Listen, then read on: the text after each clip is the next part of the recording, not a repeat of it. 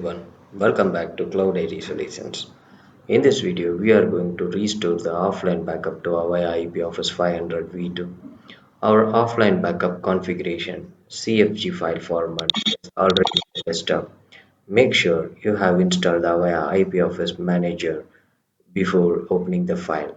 Once you double click the file, it will open with the Avaya IP Office Manager.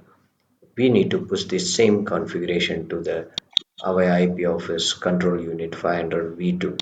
Go to File, click Offline, Send Config. Once you click the Send Config, it will detect the IP office if it is in the same LAN. Click OK and it will prompt for the username and password. Type the username and password and click OK.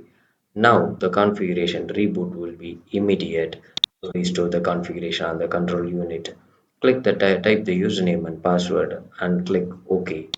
Now the configuration has successfully moved to the control unit. Thank you for your support. Together we grow.